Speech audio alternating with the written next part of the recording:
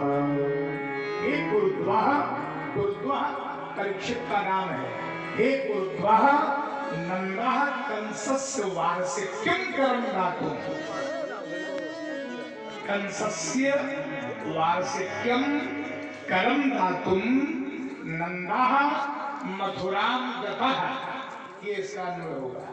तो वार्षिक कर देने के लिए नंद जी गोपगणों को गोकुल की रक्षा का भार देकर स्वयं मथुरा को प्रस्थान कर गए। जाकर के कंस को कर दिया और कर दे करके मथुरा की गलियों से विचरण करते हुए वापस आ रहे थे। अचानक वसुदेव जी ने नंद बाबा को देख लिया। अरे हमारा लाला तो नंद भवन में है और नंद जी मथुरा में डोल रहे हैं। ये तो बड़े आश्चर्य की बात है।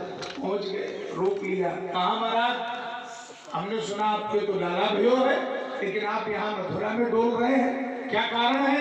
तब नंद बाबा ने बताया, अरे वसुदेव भैया, हम आप तो बचपन के मित्र हैं, आप जानते नहीं ये कंस बड़ा दुष्ट है, ये हर वर्ष कर लेता है। तो लाला तो भैया है, बड़ा आनंद हो रहा है घर में, बहुत आनंद है, लेकिन अगर इसको समय पर कर न दिया गया तो पता नहीं कौन सी आपत्ति खड़ी कर दे, कौन सा उत्पात मचाने लगे। इसलिए कंस को कर देने के लिए हम आए थे। अचानक नंद बाबा को याद आया, अरे हमारे तो वसुदेव बड़े प्रिय मित्र हैं और इनके 6 बच्चों का वध कंस ने किया है।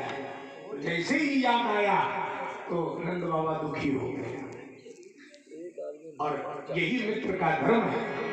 मित्र को जब मित्र के दुख का स्मरण आ जाए तो मित्र को अवश्य दुखी हो जाना चाहिए।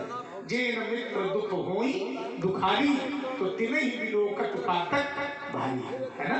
तो जैसे ही वसुदेव जी को देखा तो पहले तो वसुदेव जी ने नंद के आनंद की बात कही कि आपके यहाँ तो लाला हुआ है, बड़ा आनंद है। वसुदेव जी प्रसन्न हो गए।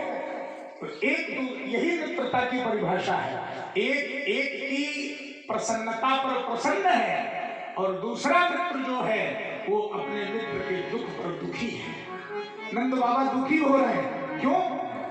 क्योंकि वसुदेव के 6 पुत्रों का वध कंस ने किया है और वसुदेव जी प्रसन्न हो रहे हैं क्योंकि नंद बाबा के यहाँ आनंद का जन्म हुआ है। इसलिए नंद वसुदेव जी के दुख से दुखी हैं और वसुदेव जी नंद के आनंद से प्रसन्न है। ये मित्रता है। तुम्हारा कुछ देर तक बड़ी बातचीत हुई। इसके बाद वसुदेव जी ने नंद बाबा से कहा, बाबा अधिक देर तक यहाँ मथुरा में रहना ठीक नहीं है। क्यों?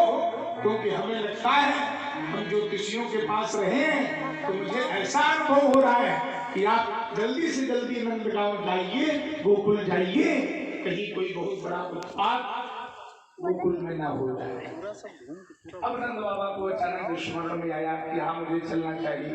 तो नंद बाबा गोकुल और नंद बाबा जब तक गोकुल पहुंचते तब तक लाला की मौसी जी नंद बाबा के पहले ही गोकुल पहुंच गई। मौसी जी पहले पहुंच गई। ये मौसी जी कौन है? परीक्षित जी ने पूछा सुखदेव जी से, ये मौसी जी कौन है? तो श्री सुखदेव जी महाराज कहते हैं, कंसेन प्रहिता घोरा पूतना बालधारिणी शिशुश्चार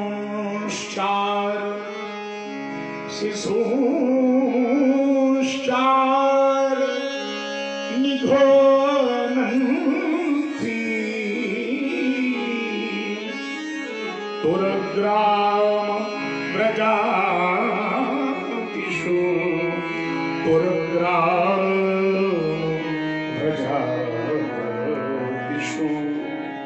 कौन है मौसी जी?